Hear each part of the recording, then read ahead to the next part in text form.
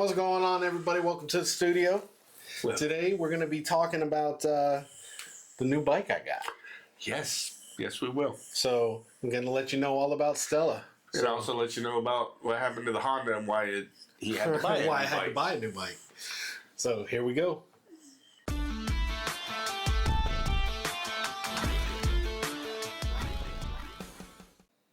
All right. Welcome back. So, as we all know, I had the Honda Shadow. A previous video of the first ride on that was my little spill. Yes. So, what exactly happened with the Shadow? So basically, after the wreck, we needed to take it in and get some more parts, right? So we took it up to Honda. We ordered the parts. They didn't really seem like they wanted to do any of the work, so we decided. My brother and I have worked on cars and bikes and our own bikes and all that for years. So we just said, screw it, we'll just do it at my garage. And we took the bike back home. We ordered the parts, which of course they ordered every part wrong. Yeah. So I had to wind up going online and ordering them from an OEM parts, Honda parts supplier. Got them in. We spent 4 months. Now, my brother and I work full-time jobs, and we have families and lives.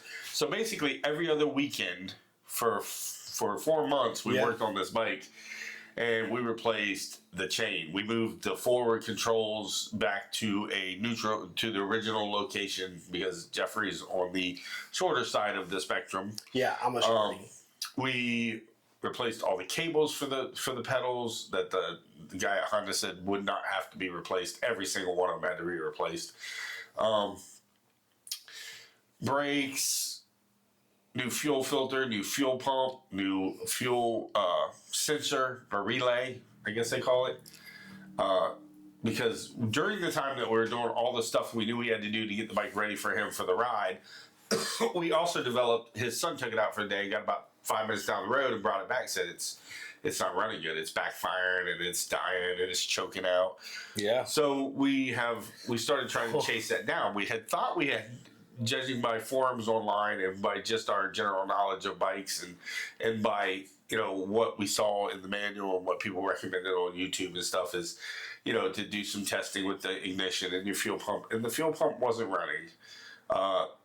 The relay seemed to be the problem, but even when we bypassed the relay, the fuel pump would run, but it never sounded quite right. So we decided, let's just replace the pump, the relay, and the fuel filter. Yeah. We drained the tank, had some green mold mildew from the 3 years it sat, so we cleaned out the tank, we put new fuel in it, put the new filter on, replaced some of the old fuel lines that were crack rotted or dry rotted, put the new pump and the new relay in, and still backfires and it'll idle. But once it starts getting warm, you start going to get on it, it'll start missing and backfiring and it'll die. Yeah, it'll just stall out. So at this point, we were just a couple days from the ride, and we're scratching our heads, and we're just like, at this point, we're going to have to look for like maybe a vacuum leak or, something, because it doesn't make sense that it'd be a clogged jet or anything with the carburetor because it runs. It just, when you try to ride and go, it just starts acting up. So anyway, it's going to require a lot more research and tearing the whole bike back down again, all the way down to the fuel, to the carburetors and everything, so we can get a good look at it and try to, really clean out the fuel tank again and just basically scratch up, which meant the bike was not able. I know I'm wordy today for some reason. I know it meant the bike wasn't going to be able to do the ride. So the options were for Jeff to either ride in the car with his wife, which would really suck when you just got your license. Yeah, and you're the one who instigated this the ride for 4 months. And he pushed the ride. The rest of us were thinking maybe just more of a local day ride. But we said, all right, we'll do the longer ride with you. It's a little unorthodox for someone new to do a weekend 7-hour or 14-hour ride. But we did it. And then it would suck for him to have to ride along in a car watching out the window while all of his friends were in front of him, family, in front of him riding. And so to start, talking about all that, originally we thought it was just going to be changing the chain and moving the controls. And then moving the controls, because if you watch that video from before my first ride, my legs are literally as extended as humanly possible. Yeah. And all I could do, I could either shift or I could brake. I couldn't do both. He had to do like this. Yeah, I had to move shift his whole my body whole and hips. his foot long enough to hit the brake. And then if he needed to hit the clutch, he had to shift the other way to be able to reach the clutch. Well, now he can no longer reach the brake. It's just not safe. And when he'd stop, he couldn't put his feet on the ground. Especially for a long ride. Still seems to be a little bit of an issue with the new bike. A little. I don't know if there's a lot of room for lowering it. It already sits really low to the ground, but we're definitely going to look into it. Okay, so that I'm going to have to get some platforms. So we had the week set up. We had the weekend before the ride. It was a Saturday. His brother Dan came over. We were working on it. We were doing oil changes. What's primary changes? We did 3 fluid changes in 3 Harleys. 3 of the Harleys. Then the 2 baggers and my son's Super Glide. And then then Dan's other bike. We put a new tire on my brother's VTX. We put the oil change new shocks on that same bike. Yeah. Only because his bike was lowered from a 12 to a 10 and found that speed bumps and turns were a nightmare, and he was going to have his son ride it up to Jacksonville. So he went and purchased a pair of 11s. So we put 11s back on it and kept the 10s. We're going to try putting those if we ever need to use the Honda again. It'll give us an ability to lower the Honda. Which is something that we're going to have to do because we've got other short people who are going to be learning on it. Yes. And tall Some people. Of the girls Anyway, so we have the ability to lengthen the controls and or raise or lower the bike now for any of the upcomers once we sort through this fuel issue, which, like I said, it's just a matter of timing and taking shit apart. It's sat for 3 years. I'm a huge advocate for telling people, do not let your bike sit. Get out and ride it, even if you just got to make yourself ride it once a week, just down to the grocery store, around the block for a good hour. Yeah. Half hour. Because that bike's set for 3 years. I work a full-time job, did not have time to deal with it. The boy whose bike it is was busy living his life. Jeffrey was out of the state. There was nobody to run it. Then eventually what had happened is it was getting started, but then it took a gap. We got busy. And then by the time it would start again, battery was dead. Yeah. Put it on the tender. Tender can never bring it up because the battery was just shot. Well, nobody went and bought a battery. And, then they just set. It ended up being, in the end of things, it would have probably been cheaper or about the same price to go on Facebook Marketplace or Craigslist or something and just buy another bike. Maybe. Yeah. About the same. Especially now that we're going to be doing more work. I don't think so, because I don't think you put even $1,000 into it so far into repairs. We'd have to do the numbers. I'm not sure. Yeah. And it would have cost at least $2,000 to get a bike that was, reliable. I got to do. I don't know how much. Anyway, yeah. Neither here nor there. But so we're gonna fix it. It's a decent bike. And it's Honda. It's a decent bike. It's reliable once we get this fuel, and it's a good learning bike because if it gets dropped, it's just not through the world. We'll have an extra bike for rides that we do. Yeah, if a friend comes into town, doesn't have his bike, and we're all going riding, they can join in, even though it's just a 750. It's still 2 wheels and some wind therapy. So that was Saturday, but going back to that Friday before Dan came over, we filmed a couple videos and we got a little, I wouldn't say drunk, but we were definitely happy. And we were smoking a cigar out in the garage. And we came to the realization that if it's not fixed by, Saturday, that I'm going to have to buy a bike. I did get off track. His options were riding in the car. Yeah. Riding on the back of somebody's bike, which, if you know our group, ain't happening. But you guys, he'll let me at some point. He's going to let me at some point. And then, or buying another bike. Yeah. Or not going all together, which wasn't an option. And 2 of those 3 were not options.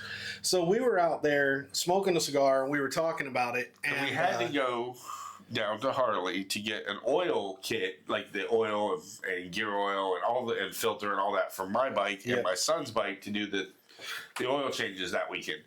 So when the realization came, I said, because we didn't even start working on the bike yet. We started that on Saturday. Well, first you were looking at other dealerships, and you said, and I said, man, I really think you should just go ahead and bite the bullet and get into the bikes that you want to be in, instead of buying yet another bike that is just a filling bike till you can finally feel like you're ready for the bikes you want. The intention behind it was to buy a Honda Rebel 1100 Touring, the Honda Touring with the bags. Eventually move up to a Harley, get some experience on that, and then move up to a Harley, and then eventually a bagger, Street Glide. But on that Friday, after drinking a little bit and we were at the cigar, I was like, I'm about 90% sure that if we could go right now, I'd buy a Harley. But we hadn't even worked on the bike yet. So Saturday rolls around and Dan comes over.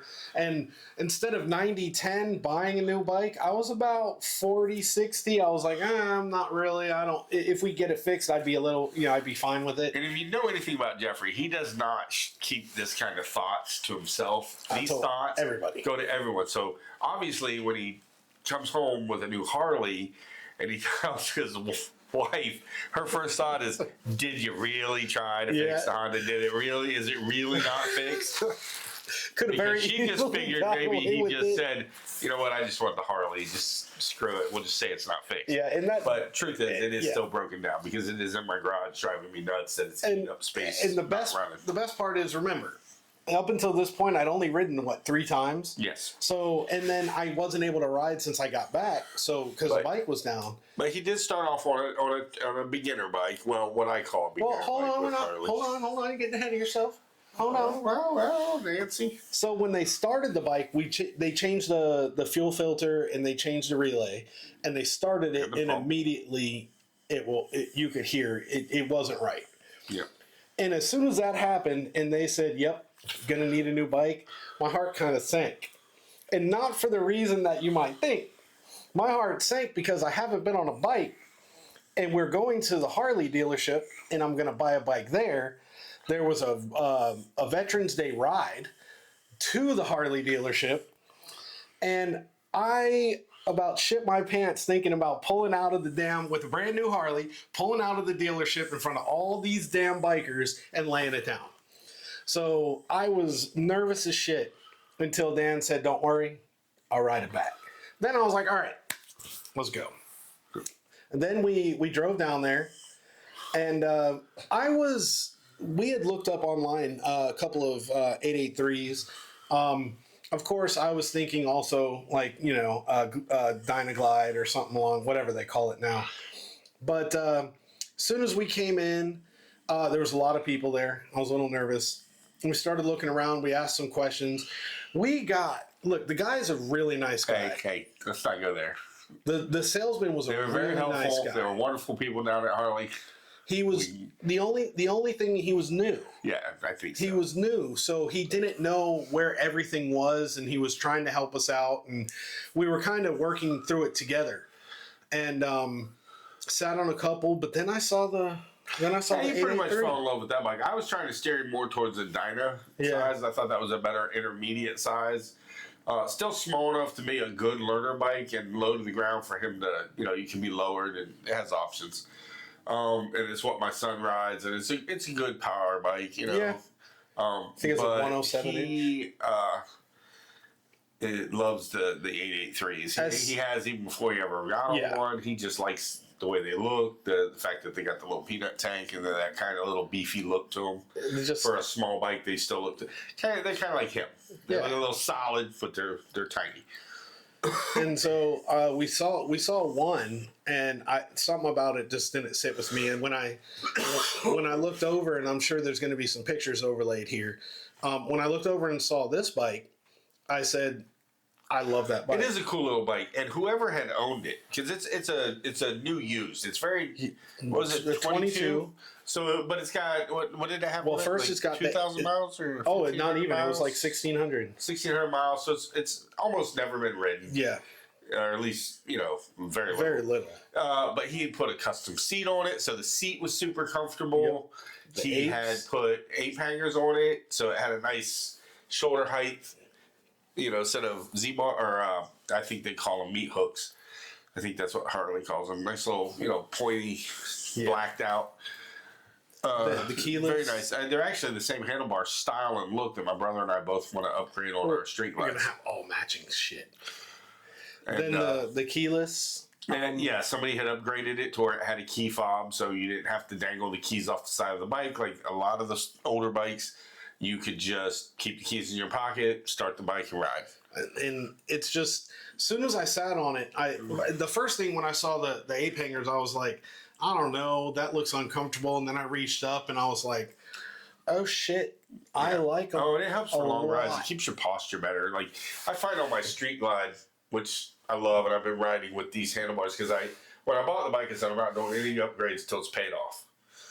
I'm just gonna ride it the way it is, and I absolutely love it. But I do want to put apes and a few other upgrades on it. But you ride, your hands are down here, so you wind up you don't even notice it, but you wind up rolling your shoulders and your back.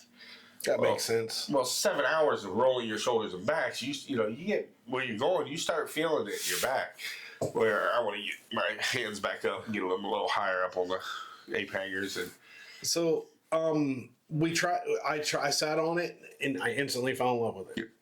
Then I had my wife and the girls had like their winter dance recital that night. So we told them, look, we got to get the paperwork done immediately, or I'm going to have to come back tomorrow. And of course, they're going to think he's not coming back tomorrow. So they got the paperwork done real quick. And it all worked out. All the numbers fit. Everything worked out extremely reasonable. Very reasonable. I think I paid just over 10 for it, I think is what it was. I don't remember the exact number. But, I mean, it was from the riding I've done since then, I've put on, I think, 700 miles already in like a week and a half. But that was for the long ride to St. Augustine. But as soon as we got it, we were heading out. Dan rode it back. Got back here, and I had to go to the dance thing, and then we had dinner afterwards, so I didn't get a chance to ride it. But I was going to ride it the next day, which was Saturday. I was so fucking nervous about getting on this damn bike, dude. So when I brought it back Friday, the whole family was here. Everybody looked at it. Everybody sat on it. And my wife, who was pretty anti-motorcycle up until that point, not like saying don't get it, but she was like, I'm never getting on it. You'll never ride with me on it. I don't care for them. She sat on it and she's like, it feels good. Oh, she's a Harley fan now. Then I turned that bitch on and everything changed. Everything changed. And now she's all on. She's got T-shirts, the hair thing. She even calls it their Harley. Yeah, she calls it our Harley. And we named her Stella. She just looks like a Stella. Then Saturday I come over. We were cooking pork on Sunday. It was Sunday. Sunday I come over.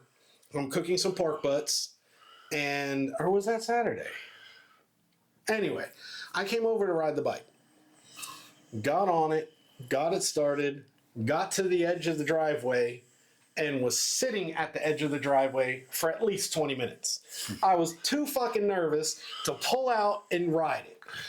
That was your first ride. First ride. And I mean, that's my first ride in 4.5 months. Also, you were nervous because when he bought the bike, he had bought it with crash bars. But they didn't have the crash bars were out of stock. So they're like, they said it's going to be a week or so before they come in. So he was also, I think that was playing on his mind too. Oh, everything if I was, tip for this sure. over, everything on this bike is hitting the ground. And it's brand new. And he finally has, we did a 14-hour weekend ride. No crash bars, no laydowns, no breakdowns. Had a great weekend. And then since he has got his crash bars put on. Yeah, I got those put on the other day, and I've been, when I went on that first little ride, I went and I was terrified.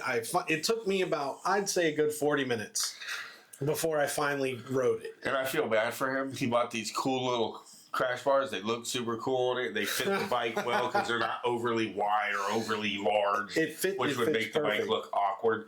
They fit it perfectly as far as they're small enough that it matches the bike, but they're also work as your forward pegs in case you want to stretch your legs out. They work as that, rider pegs for long haul. Unfortunately, my legs are too short to reach them. He can't reach. My legs are too damn short. So the rubber pads that are on them specifically for your shoes, your boots, whatever, it doesn't matter. Yeah. So. And then after the first little ride through the neighborhood, I came back here and I was dying of thirst because of all the nerves and shit. And I came inside. I drank like 4 cups of water. And then this guy's like, It's a fucking bike. Enjoy it. What is your problem? He has done a few custom touches on it since. I gave him a gremlin bell, which Yep. you know every good rider should give to a fellow rider.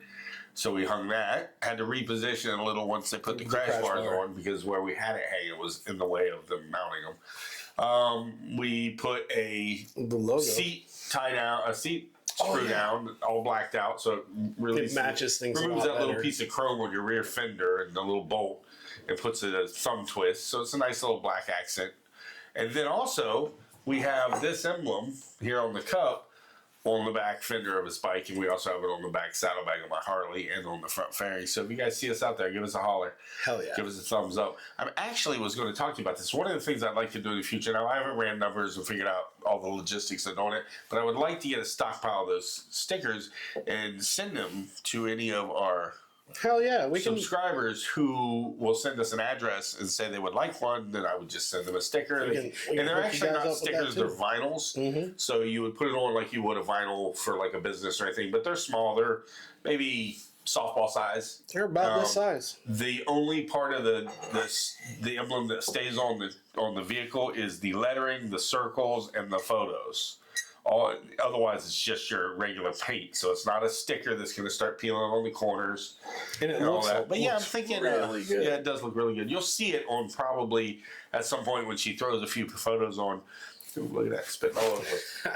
When she Getting throws a few excited. photos on the show. And once I figure out the logistics of how we can make that work and we get them in stock, then we'll post on one of the videos. We'll tell everybody, hey, send us if you're interested in supporting us and having it be known. Join us on Facebook and we'll get the information.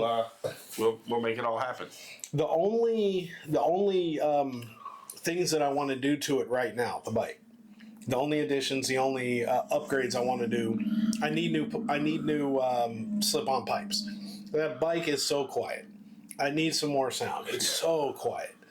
The other thing is I want to get the sissy bar to match the handlebars. And that's just an aesthetic thing because I'll get a more comfortable one when... Well, it's not just aesthetics because if you take long trips and you don't have your wife in the chase car, then you need to be able to call luggage. Plus, let's say you stop at the grocery store or somewhere else, you might need to throw something on the bike. If you don't have the system. Now, the thing you got to remember is until you put a small seat on the back or something like that, you're going to want to carry at least a towel with you. Yeah. To lay on the fender because anything that sits on that fender in front of that sissy bar is going to literally vibrate the paint clean off of it. Like right now, I have a book bag that I carry all my shit in. Even book bags, you have to be careful to keep them cinched up tight enough that whatever weight you have in them does not come down and rest on that paint because it will literally just vibrate the paint off of it. I need to get a new one. I need to get a new book bag that's good. That's good for riding, but has our logo on it. I need that.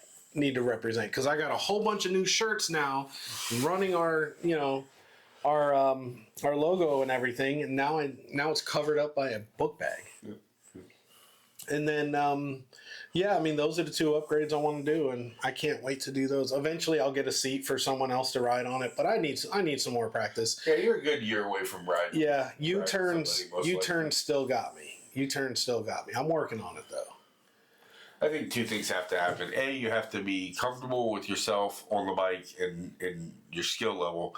And also, your mindset. And, you got to remember that you're going to have a passenger who may have never ridden before. Yeah. You need to be able to counter anything they may do. You need to be prepared for it. Yeah. I think just a good amount of time is all it really takes to get to that point. And then maybe just some short rides with somebody until you build up that rider. I can't wait. I have ridden her every day except for Thursday when there was a day it was supposed to rain. I didn't ride that day. No reason to, but every other day, everywhere we go, I've made Brandon, my wife's son, drive over to Winn-Dixie when I went shopping the other day because I wanted to ride. And I am absolutely loving it. It is the primary means of transportation right now, except for when I have to go shopping or bring the kids. And eventually it'll be the stepping stone up to his street glide. Yeah. Or road glide or whatever he chooses. Not a road glide. Definitely not a road. He doesn't like the road I don't glide. like the I way- actually didn't either when I first bought my Street Glide because Street Glide was my dream bike. Yeah. And I achieved that. And I don't ever have a thought of her leaving, but if I do upgrade to a newer bike and have both, then it'll probably be a road glide. I'm not as big a fan on the 2025 Street Glide fairing. I don't like the changes they made on the fairing. You know, I came to grips with the changes they made on the bags and a few other parts, and I like some of the riding modes, which I know some of the purists won't because I'll choose how I want to ride. I like that it has sport and it has touring and it has, you know, adverse conditions, you know, so it helps. You know, helps the bike with its suspension setup and everything. I kind of like that. You know, they do it on sports cars and everything now, and it really does help. But I just don't like those LED strips that they put on the fairing, and I'm not big on that little kick out front lip at the bottom. And the road glides have come a long way. And after you've been riding a Street Glide for a while, road glides, doing a lot of highway riding and interstate riding and back road riding, you start realizing that the road glide handles wind and travel a lot better than the Street Glide. It's because the fairing's it's attached to the frame, so it takes the brunt of the wind. It's not the end of the world. It does, you know, save your shoulders and arms a little bit when it is a stormy day or a rough traffic day. I am thinking about getting one of those West Coast fairings. I think it would look good on that. I think it would look really good. It's a really cool looking little bike. It's black and gray. It's a sharp little bike. I love it. Actually, all four of the Harleys are sharp. You know, you got two black baggers, a denim, and a gloss. Then you got my son's Super Glide, which is gloss black and white Harley lettering, and now we got the black and gray Sportster. Love it. And just it's awesome when we got all the bikes here and all the bikes are out on the driveway and people riding by and driving by and just looking. I mean, I'm happy because I got two nice bikes. Yep. We just got to get the Honda back up and running and have it available for everyone to use. Because nobody's riding my Harley. You hear that, Sean? No. Well, out of 7 years that I've had my Harley, it finally got ridden by another person besides a Harley dealership person. When it was in for services, I can't say whether or not they rode it around or did anything like that. But the only outside of Harley person that rode my bike would be the first owner and my brother. Yeah. And myself. There's only two people. My rule is... my brother only took it around the block just to see how it compared to his... because my brother and I have the same bike. His is denim black, mine's gloss black. They're both 2016s. They're both Mount Rushmore motors. They're identical other than I have some stage ups on mine, and I don't know that he does. We're not sure because we don't know what the history is on it, and we haven't had Harley. He hasn't had it into Harley and asked him to look it up in the system. Because pretty much if your bike was serviced at Harley's, all of that info of anything they've done is in the system. Which is good as long as they didn't then also take it somewhere else or do shit themselves. Because if they did, then you'll never know about. You said do shit. Yeah, whatever. That was his nickname in high school. Yeah. Man, what was I just gonna say? Got distracted by that. I don't know. It wasn't important. So I have two rules for riding my bike, and they're the only two rules that I have. One. Either it's like an either or. I have to trust you. I have to trust you and know that if you're riding on it, it's safe. And there's only two people right now who fit that. It's him and his brother. That's it. The second rule is if you got $12,000 on your person right now for if you fuck it up, we're going to go right to the dealership and buy it again. Otherwise, you're not riding it, and nobody else fits it. Yeah, I'd bump that price a little higher because you're not going to buy that bike right there again for $12,000. You're going to have to put it together if you want it to be the same color. Okay, so it would have to be 15 to 20. Yeah, and nobody I know fills both of those except for him and Dan. That's it. All right, we've blathered on enough. This is a 30-minute video. You good with it? I'm good. I'm good with it, but got the new bike, Stella. I'm a fucking Harley owner, and I fucking love every second of it. Maybe right here we could put the hug. All right, so like, comment, subscribe. Let us know about your dream bike or a bike you want to get or one that you just got, and then Ring that bell. We'll catch you guys in the next one. Peace out.